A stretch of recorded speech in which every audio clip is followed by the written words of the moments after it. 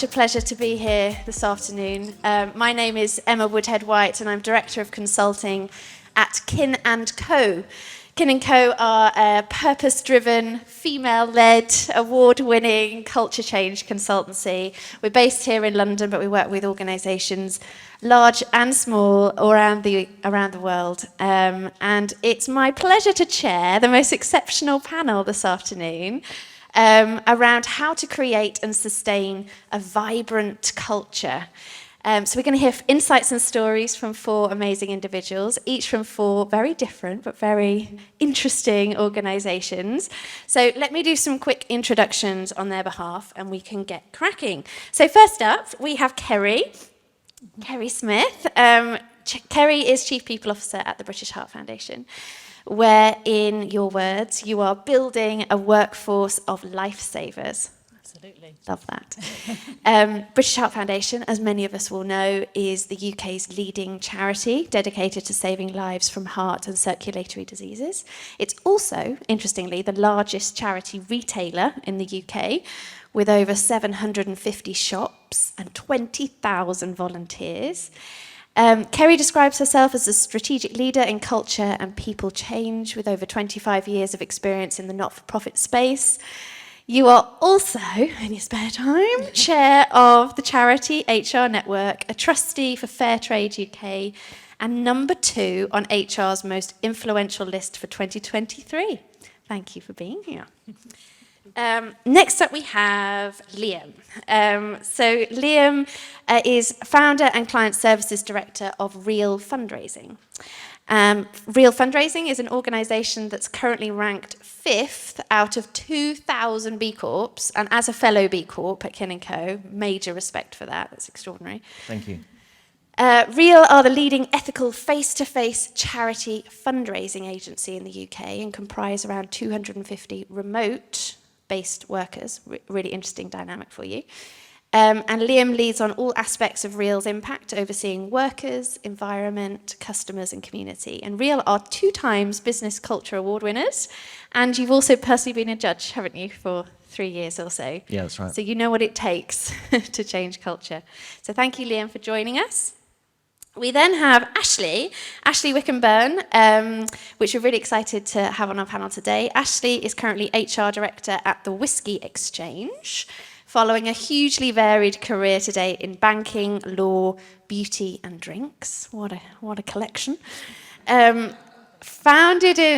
interestingly, so the Whiskey Exchange was founded in London in 1999 by 2 brothers with strong family values. And it's now, since 2021, been part of the Pernod Ricard group. But it's an organisation passionate about conviviality, great whiskies, spirits, wines, and everything in between. And Ashley describes the Whiskey Exchange as an aspiring B Corp, and actually already has some really impressive commitments around sustainability, and an organisation that is at an early stage in its culture change journey. So it's super lovely to have you with us, Ashley.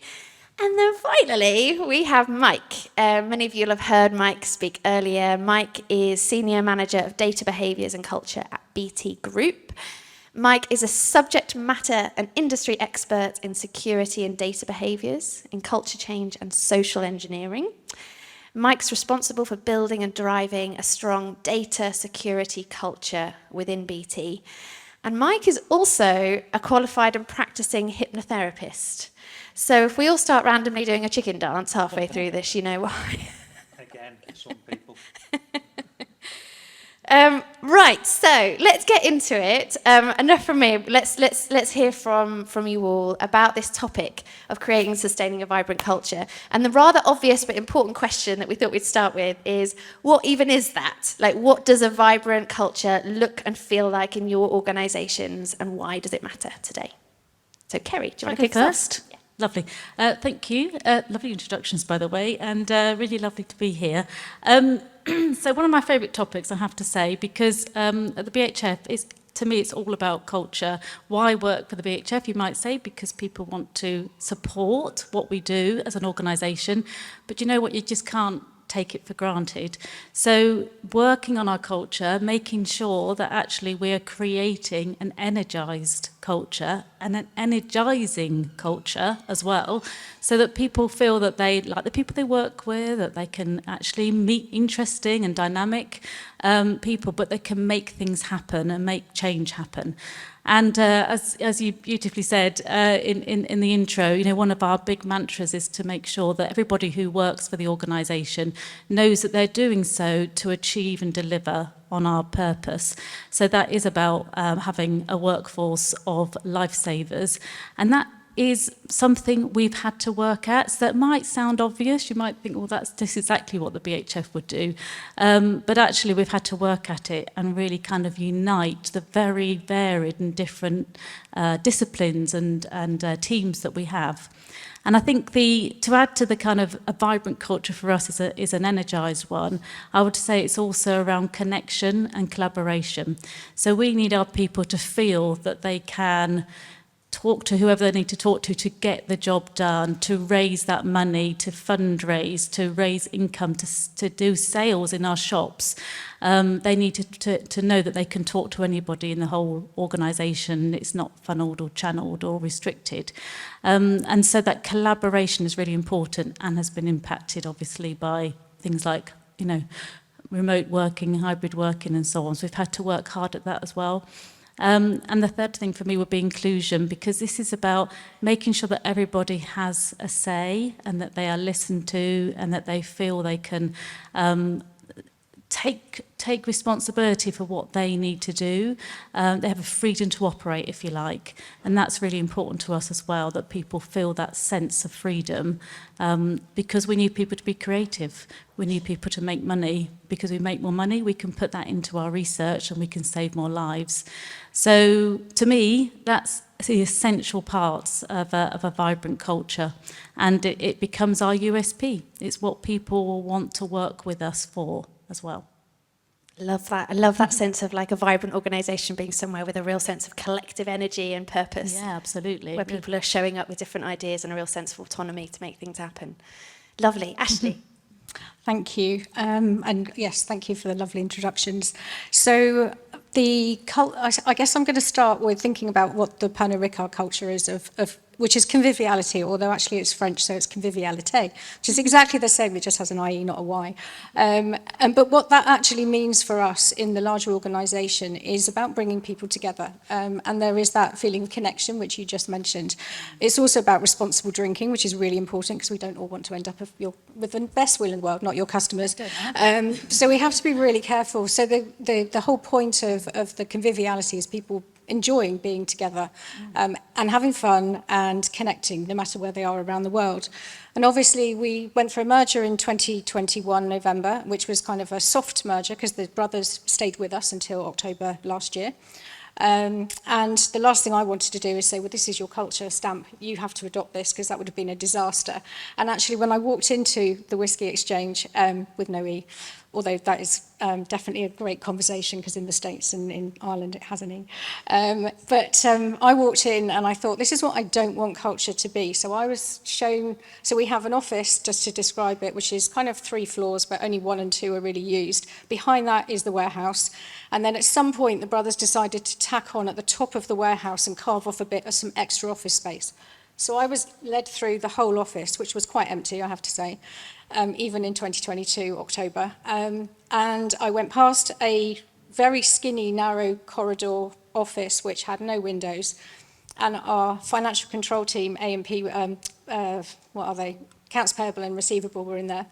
Bless them. They put little, they had windows, but into the warehouse, which is still interesting, but when you don't have natural daylight, it's quite tough. So they put little flowers up in each of the windows, like they had windowsills, which was great. But anyway, moving swiftly on, corridor behind that, there were 3 doors, all of which had a swipe card.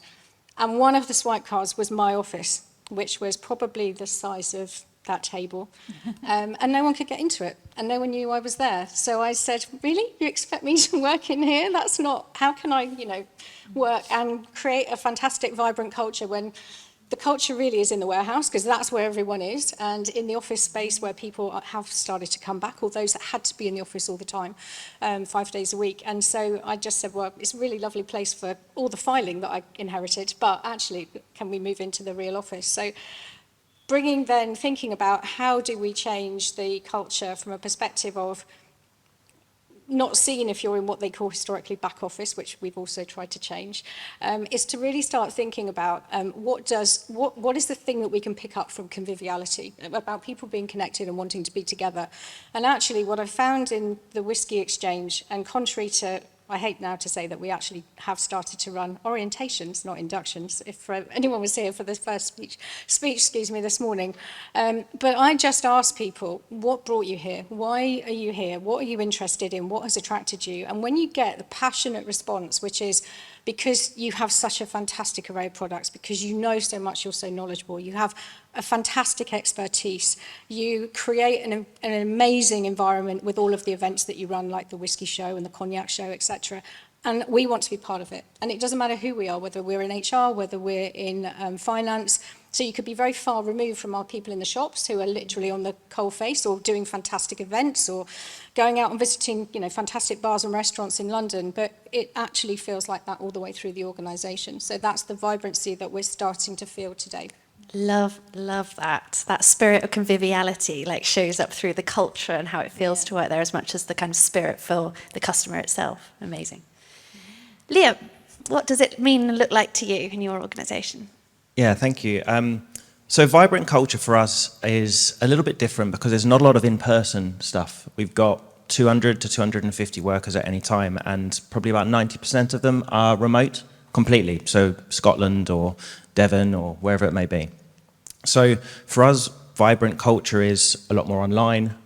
Sometimes we have, in-person meetups, obviously Zoom meetings and things like that. But it's about our purpose shining through in all of those interactions at all times, especially on Slack, our online community. We want to see examples of our values in action at all times.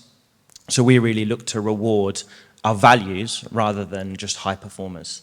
We're trusted by a lot of charity brands to be the face of their brand in the public, and probably a lot of us here have had an interaction with a face-to-face fundraiser before, and hopefully it was positive, but they're not always. And so our values, respect, ethics, activism, and love, which make up our name, are intrinsic in every single thing that we do, because as a B Corp, we've leaned into that purpose and making the world a better place with every single thing we do. So if that's thanking someone for not donating, being respectful, using our value, and then demonstrating that, and we get positive feedback through a variety of different channels, then we highlight those sorts of things. That's a vibrant culture where we know people are making the right decision when it may otherwise be easier to make the wrong one.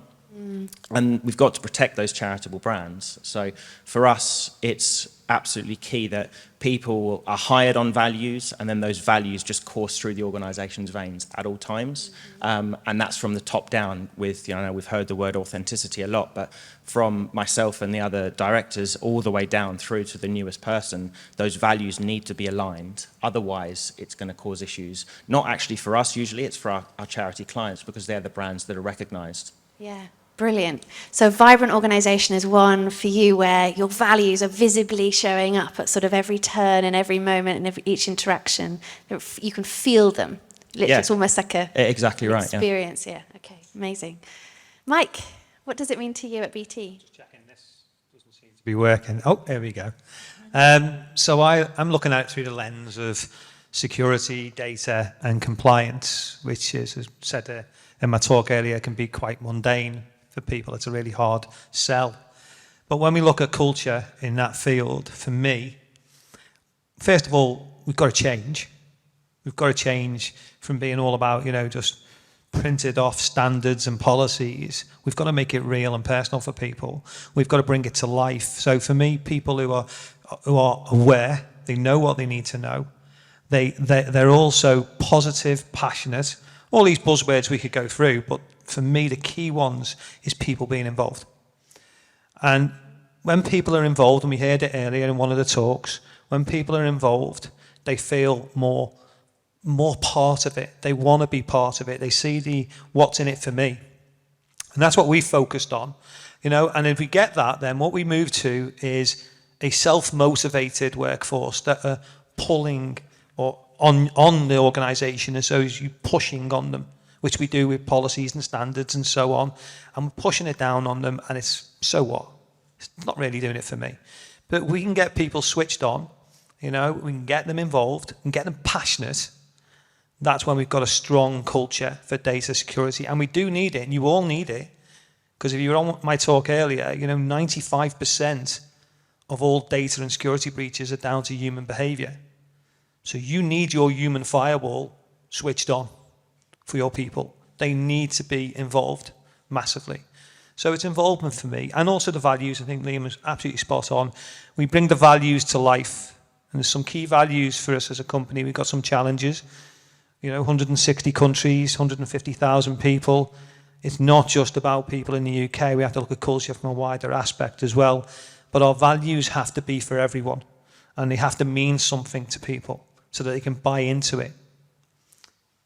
Lovely, thank you so much. And that spirit of getting people involved in creating, identifying the problems, co-creating solutions, working together on things across organisations in different ways, so rings true to some of the methodology we actually use at Kinnico, which is all around co-creation. We talk about the IKEA effect, behavioural science principle. If you had a hand in building something, you are much more likely to feel a sense of ownership and pride and kind of willingness to see it succeed. So a lot of the kind of purpose and values and change work that we do, highly co-creative. And that by nature creates an energy in an organisation when people are invited to actually be part of different experiences and get involved in the future of their organisation. So coming back to you, Mike, just quickly to move us on to thinking about, so that all sounds wonderful, right? High levels of energy, collaboration, ownership, fabulous. But it's hard, right? It's hard particularly in organisations, large organisations that have high levels of remote workforce. There's all different things that are kind of playing against you. So what are some of the challenges that you've seen and how have you overcome them? Maybe, Mike, we come straight back to you to talk about how you... Yeah, sure. For me, the area I work in had to change, first of all. It was how people were perceiving security, data, compliance. Yeah, I often refer to it, the context which people would see as the guard dog. There they are again, they're going to come out and bite me and they're going to go back in again and I won't see them again until I do something wrong. That had to change. And what we needed, and it was a real challenge, as I said, very diverse workforce, from engineers to project managers to wherever in the world, country-wise. And we had to change. We had to become that guide dog. People had to see us differently.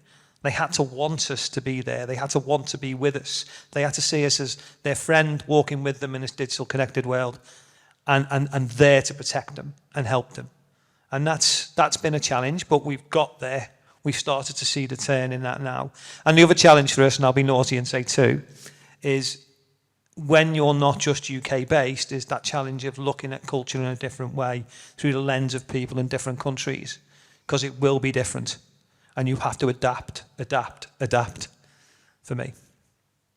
Yeah, it's so true. Like, it's so easy to impose one definition of how you want things to be, but actually there's so much cultural nuance in big organisations like yours, when you're operating so many different parts of the world, that actually the behaviours will look a little bit different and the conditions you need to create in different parts of the organisation might be slightly different to get to the same end result. Ashley, what about you? What challenges have you faced so far in the kind of creating this vibrant sense of energy and cohesion? Quite a few. I'll probably try and narrow it down a bit. Trouble is, every time you hear someone say something, it sparks off a thought. Just, I suppose, one of the aspects that was the first thing was actually just finding out from people what culture was to them, how they viewed it, whether they were happy with it, not happy with it, just the whole conversation. And so I introduced something called Employee Voice, which was literally, I went online on Amazon and found some boxes. I shouldn't use Amazon, maybe I should use Amazon, I don't know, but the whole kind of sustainability thing worries me a bit with all the couriers. But anyway, so I got these boxes, made them up, wrote Employee Voice, we want your answers, we want your suggestions, we want your ideas, and then plonked them all the way around the office and in the warehouse. And at first everyone was like, what on earth is this? What are we supposed to do with it? And then kind of suddenly, and then put pieces of paper, pens next to it, and then started to get answers. And I think this was in November 22, so obviously going back a little way now it started, but since then we've had probably about 250, 300 ideas come through. But it was a slow start. So the first thing was actually just hearing and listening. That came up earlier as well today. So the listen in the cricket example, which was superb. So the first thing was listening to people, but I think the next stage was actually what are we going to do with all of these ideas? And the first, one of the other challenges then really is getting the buy-in from the rest of the ELT and the brothers, because you do feel when you're moving into an organisation which is family owned that you are kind of saying this isn't the way it should be done and it should be done differently. And to be honest, they were fabulous and incredibly receptive and would normally listen to some of the ideas and tell me why it wouldn't work, but then sometimes would just say, well, okay, just trial it then and see what happens. And so that trust element was fantastic. But so what we're now doing is going back out on a regular basis to say, you said this is what we've done, you said this is what we've done, and people are starting to see those things. Someone started last week and we've put free sanitary products in every bathroom, and she came out crying. She said, I've never seen this. I mean, and it isn't, and you know, it's not, it's been done elsewhere, it's not like we're the first ones to do it, but these are some of the things that are making the difference. But it's getting that buy-in so that everyone kind of engages it from the top down as well, which I think has been, you know, may have been quite a challenge from the outset. Yeah, it's been a big theme actually today, like the power of role modelling from senior leaders. So many leaders often kind of nod and go, yeah, that sounds great, let's do a culture change programme, but they don't actually realise that means personally reflecting on their own behaviour and actually making some changes and being vulnerable and trying different things themselves as well, and how important that is. So lots of varying challenges involved in all of this. I'm curious, again, purpose has been a big topic today and values. How have you all found that having a clear sense of purpose and values has sort of helped you to navigate some of those challenges and to know what the right thing to do is to try and kind of overcome them? Do you want to talk to that, Kerry? Yeah, exactly. I mean, just as I was saying earlier, purpose is the thing that combines us, makes sure that we're all aligned and working in the same direction. It also is the thing that challenges us the most as well, because actually you've got to work at it and you've got to make sure that people can see the benefit of what they're doing. But it also comes with a weight of responsibility. So when you work for a purpose-driven organisation, you are constantly thinking about the benefactors, you're constantly thinking about patients in our situation, you're constantly thinking about the research and how that's going to support patients. So therefore, when you start to ladder that back, it's a kind of, okay, is it okay to spend the money in this way? Is it okay to invest in this way? And it starts to drive, you know, something that we've been very much focusing on is it's okay to fail, and encouraging people to take risks, but experiment. You know, we're a researcher, we do experiments. So trying to get that built into the culture, that it's okay, you can experiment, but you do so safely and reasonably and all those good things. But actually, people are reluctant to do that because they're worried that we're going to misuse donors' money in some way, or that it will fail. And they don't want that kind of sense of failure. So to your point actually earlier, you know, we've needed to make sure that our senior leaders are talking about where they failed.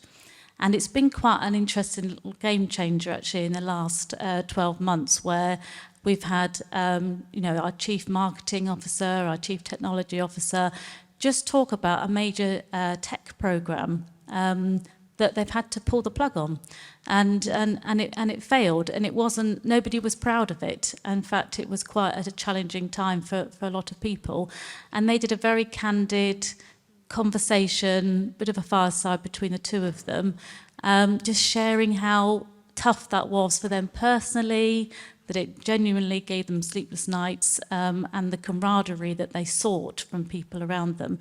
And that in itself opened up that kind of, it's okay to talk about failing, it's okay to show that, you know, we must embrace this. They both said, you know, they would do it. There's an element of what they did they would do again, because they're not frightened of trying new things. And I think all of that, you know, is important for a culture to be energized and vibrant, because you can't just, a culture doesn't sit still, it evolves and changes, and you need to keep focusing on it.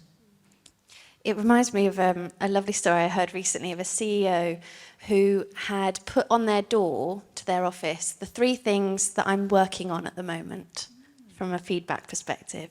And, you know, please tell me how I'm doing, please continue to share. And I just thought that was such a powerful signal of vulnerability. And like you say, to role models to the business, it's okay to not be perfect. It's okay to not know the answers. It's okay to be working on things all human, the time. right? It's about being real and human, and that really does break down a lot of barriers. So, Liam, do you want to also tell us a bit about how, I mean, you mentioned your values. I love how it's aligned to the name, real. How have they sort of helped you to overcome some of the challenges you face culturally as an organisation? Yeah, so with our values, we've found that, I mean, first of all, the values make up the name. The values were determined by the very first employees that we hired. So we're named by our employees, and we've always said that we need to stick true to those values. But we take it so far as that we actually hire on those values. So we will question people through the interview process where their alignment is with each value. And even if they're, you know, the best salesperson, the best fundraiser that, you know, could possibly be, if there's not alignment on all of those values, then there's not, you know, there's not a place at the party for them to come and join, because that's going to cause, over time, it's going to cause conflict or toxicity.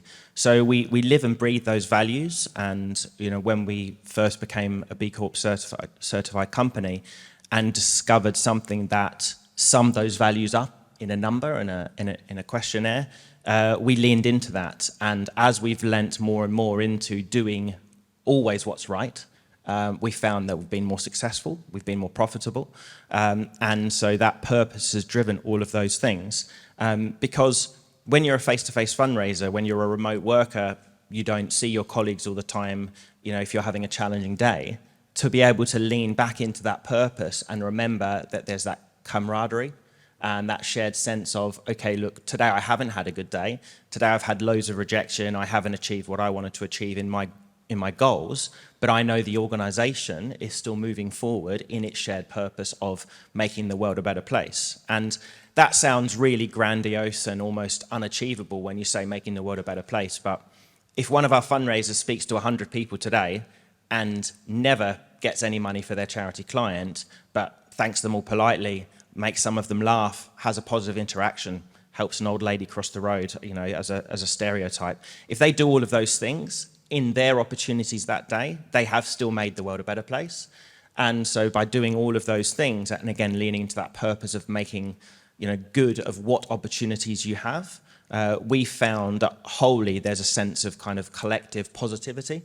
And we have fired people who were great fundraisers or salespeople, if you want to sum it up as that, because they were great at 3 of the values, but the 4th one, they were really rude to the back office staff.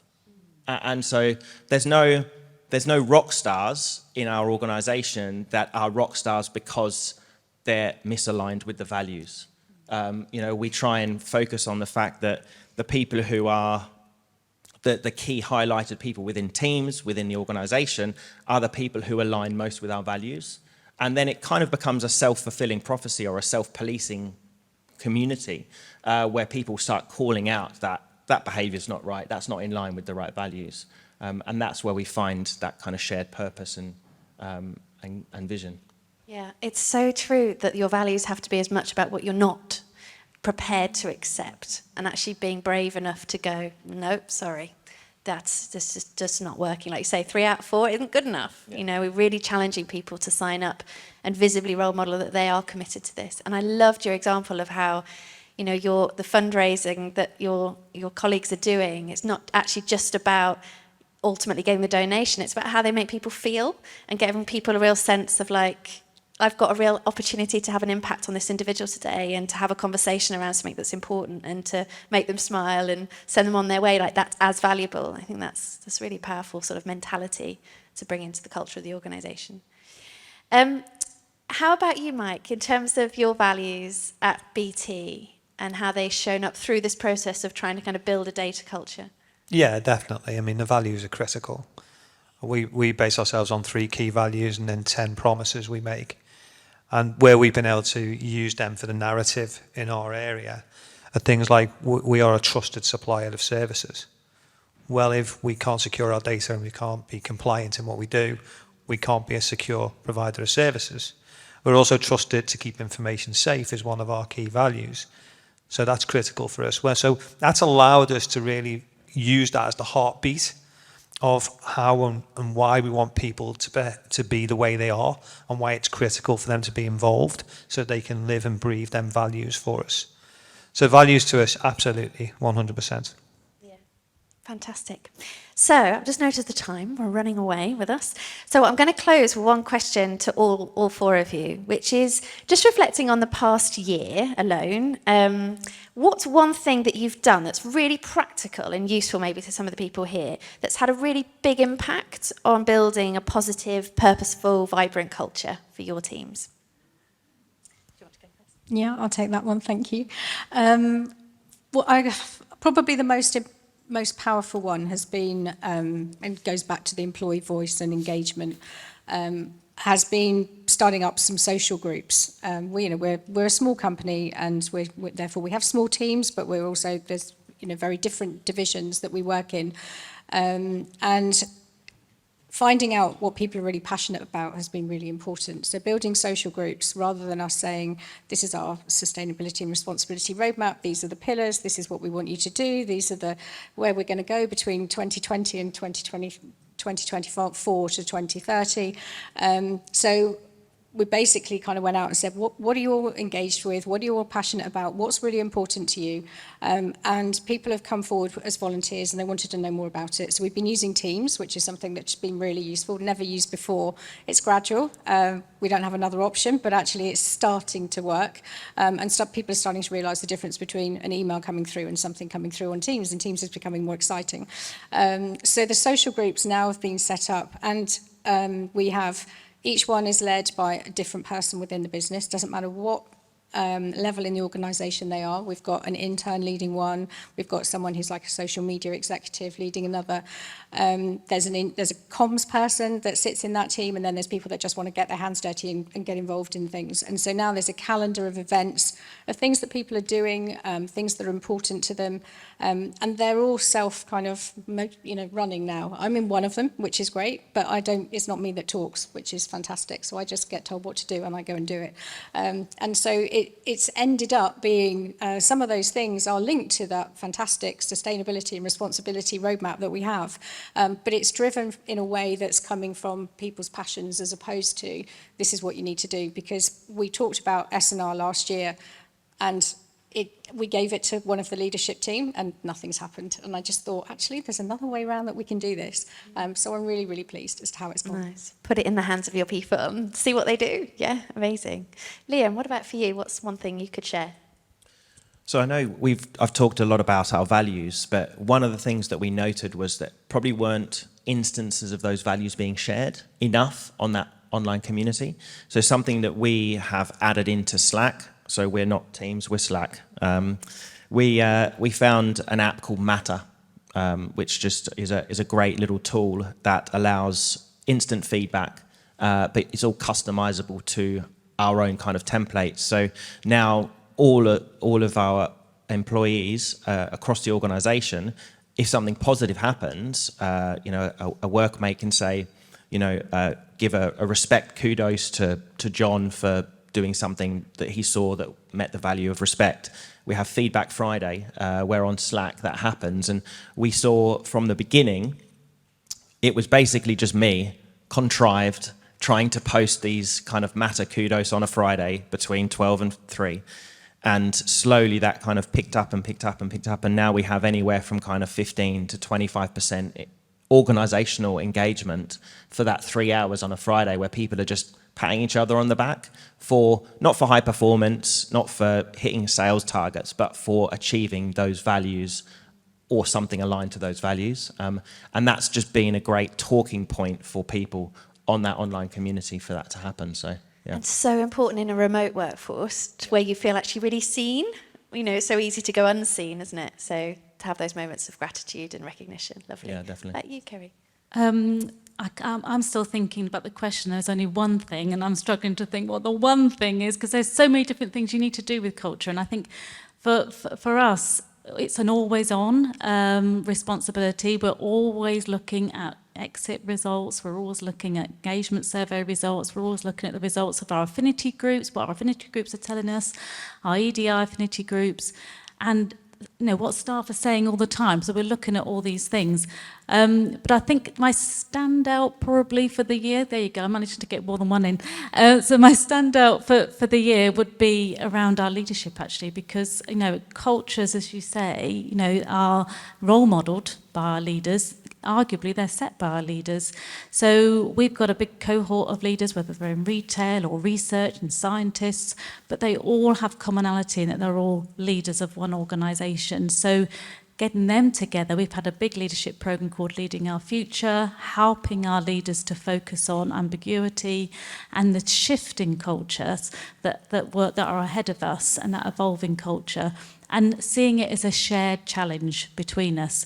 We've had a programme actually for 12 months which is focused in on what we call our wicked problems. So together, how do we as leaders make sure that people are living their values, being brave, being prepared to fail, as I mentioned earlier, and actually, together see it as their responsibility to lead our culture. And it's had a great effect already. Our engagement survey results are showing that people are more inspired by their leaders than they used to be, and there's a higher level of engagement. So we're quite proud of the fact we've seen some early results on that one. Yeah, that's fantastic. And it reminds me of this feeling that vibrant organisations are really alive to the needs of their people and the needs of their leaders, and they're kind of constantly questioning and asking what else, how what else, what next. What's I think coming. that's a really interesting quality, that they don't stand still. Yeah. Mike, what about you? It probably has to be when we launched our campaign with our data hero narrative. And the whole idea of that was, we already had champions. Champions is quite common where you put a champion in place. But I didn't want to put a champion in place, because that sort of leans towards, you have to be a leader of a team, a leader of a place, and you'll be the evangelist. Not everyone wants to do that. So the heroes were about looking into the inner self and seeing the hero inside yourself. Everyone could be it. And we came out with 2 heroes in data where we thought everyone's a data defender, because we all secure. You all do out there when you've got strong passwords and so on. And we all enable data in what we do in this data-driven world. So we came up with the data defender, the data agent as the 2 heroes. The way we drove that was key. And now we're very proud. We'll look at the year now, and we've got over 10,000 people have recognised themselves. We don't ask people to aim for it. We say, just recognise yourself as it and be more of it.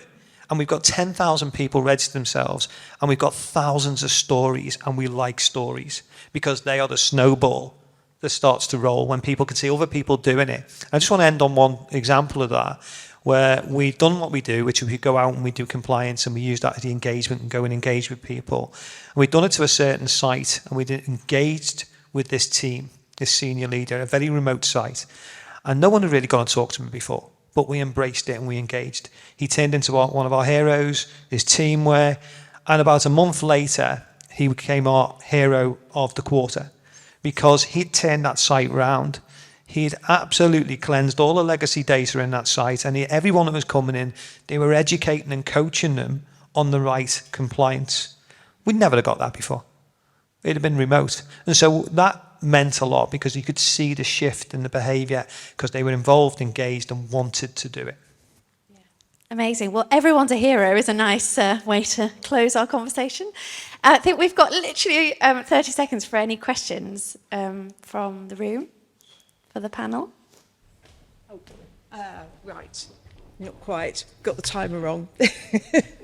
There's a couple come through on the app, actually. One of them, I think, was already been touched on by Mike in one of his earlier answers, which is about how do you create a consistent set of values in a global organisation where there's different regional cultures that have a bearing on people's values. I think you were talking about sort of nuancing behaviours and so on. So I think that's probably, given time, that's probably been addressed. The other one was around the role of hybrid in creating a culture.